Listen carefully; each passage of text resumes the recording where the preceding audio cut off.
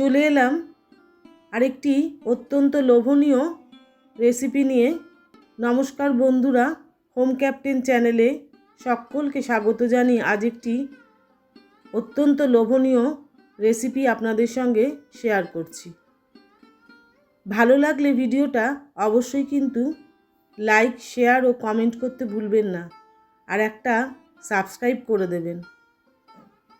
হ্যাঁ, এখনও পর্যন্ত নতুন আলুর সময়, আরও কিছুদিন পর থেকে হয়তো নতুন আলু আর পাওয়া যাবে না। তো যাই হোক, এই সময় আলুর দম নানা রকমভাবেই করে খেতে ইচ্ছে করে আমাদের সকলেরই।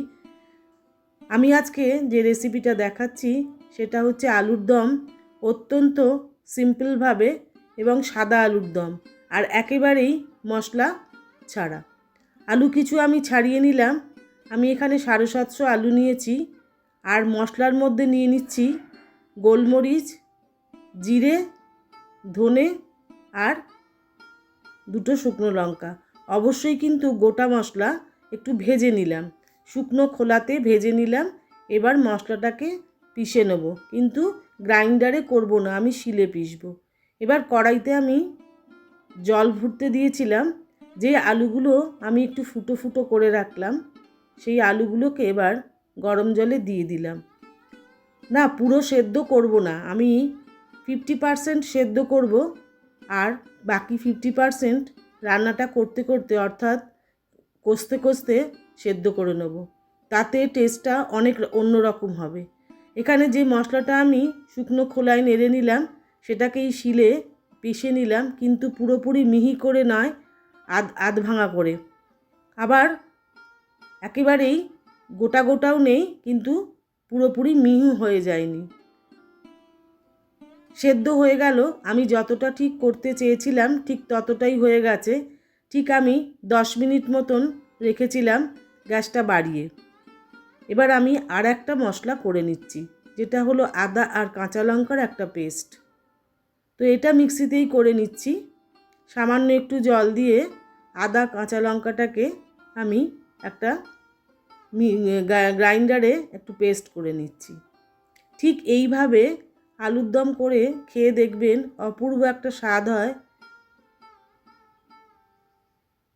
আমি আরও একটু মশলা বানিয়ে নিচ্ছি, যেটা হলো পোস্ত আর চারমগজ দিয়ে একটা পেস্ট বানিয়ে নিচ্ছি। কারণ এই আলুর দমে এতটাই মশলা কম দিচ্ছি, দেখুন আপনারা পরিমাণটা, আমি কিন্তু মশলার পরিমাণ খুবই কম দিয়েছি, আর ধনে জিরের কোনো ব্যবহারই করব না। এবার কড়াটাকে শুকনো করে নিয়ে গ্যাস অন করে আমি দিয়ে দিলাম পর্যাপ্ত পরিমাণে সর্ষের তেল। রান্নাটা কিন্তু সর্ষের তেলেই করব। সর্ষের তেলে করলে কিন্তু ভীষণই টেস্ট হবে, এটা সাদা তেলে করলে ভালো লাগবে না। তো যাই হোক, এবার আলুগুলোকে ভালো করে তেল দিয়ে লাল লাল করে একটু ভেজে নেব।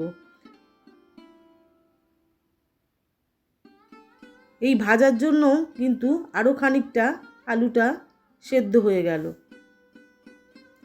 এবার নিরামিষ আলুর দম একটু হিঙের ব্যবহার করব।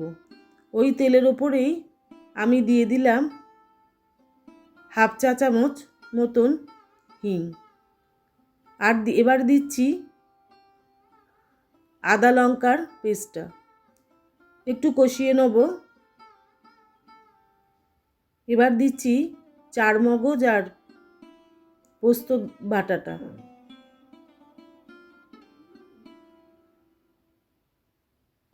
একটু মিক্সির কাপটা বা মিক্সিং জারটা একটু ধুয়ে আমি একটু জল দিয়ে দিলাম। এবার দিচ্ছি লবণ, পরিমাণ মতন লবণ দিয়ে দিলাম। এবারে কাঁচা গন্ধটাকে যতক্ষণ না চলে যায় ততক্ষণ একটু নাড়াচাড়া করে নেব। মশলাটা হয়ে গেছে, কারণ কড়া থেকে বেশ ছেড়ে আসছে। এই অবস্থায় আমি আলুগুলো দিয়ে দেবো। আচ্ছা, এটা হয়তো বলিনি, আলুগুলো কিন্তু অবশ্যই একটু ফুটো ফুটো করে সেদ্ধ করেছি, কাঁটা দিয়ে বা ফর্ক দিয়ে একটু ফুটো ফুটো করে নিয়েছি। এর মধ্যে বেশ মশলাটা ভালো মতন ঢুকবে। আর আলুগুলো ঠিক আমি একই সাইজের নিয়েছি, এটাও কিন্তু একটু ঠিক করে নিয়ে নেবেন। এবার 1 মুঠো কড়াইশুঁটি দিয়ে দিলাম। এবার একটু একটু করে মিক্সিং জার থেকে জল দিয়ে ধুয়ে মশলাটা এবার একটু একটু করে দিয়ে দিচ্ছি আর নাড়াচাড়া করছি। এই নাড়াচাড়া করতে করতেই কিন্তু বাকিটা সেদ্ধ হয়ে যাবে। আমি এখানে হলুদের ব্যবহার করব না, আগেই বলেছি যে সাদা আলুর দম করব। ভীষণই ভালো হয় অল্প মশলায়। এবার আমি টক দই ফেটিয়ে রেখেছি, ঘরে পাতা টক দই, জলটা ঝরিয়ে রেখেছিলাম, দিয়ে এবারে সেই টক দইটা রান্নাটা যখন হয়ে আসছে তখন দিয়ে দেবো। টক দইয়ের মধ্যে সামান্য একটু আমি আটার ব্যবহার করেছি। এবার একটু করে জল দেবো আর একটু নাড়াচাড়া করব। খুব বেশি এই আলুর দমে ঝোল থাকবে না, একটু শুকনো শুকনো গা মাখা হবে। আর একটু যে মশলাটা শিলে পিষে রেখেছি সেই মশলাটা এবার দিয়ে দিচ্ছি পরিমাণ মতন। ঝালটা কিন্তু আপনারা নিজেরা বুঝে দেবেন। দেখুন আলুটা কি সুন্দর সেদ্ধ হয়ে গেছে। এখনই আর কিন্তু কড়াইতে ঢাকা দিয়ে ফোটাবার আর দরকার নেই। এবার এক মুঠো ধনেপাতা ছড়িয়ে দিলাম। ভীষণই টেস্টি একটা আলুর দম, যেটা আপনি লুচি, পরোটা, রুটি এইসবের সাথে অবশ্যই পরিবেশন করতে পারবেন।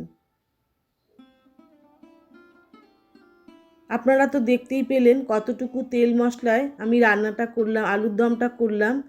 মানে খুবই অল্প তেল মশলায় অথচ এত সুন্দর একটা আলুর দম তৈরি হয়ে যাবে। আমার রেসিপিটা ভালো লাগলে কিন্তু অবশ্যই একটা সাবস্ক্রাইব করে দেবেন। তাহলে আজকে এই পর্যন্তই থাক।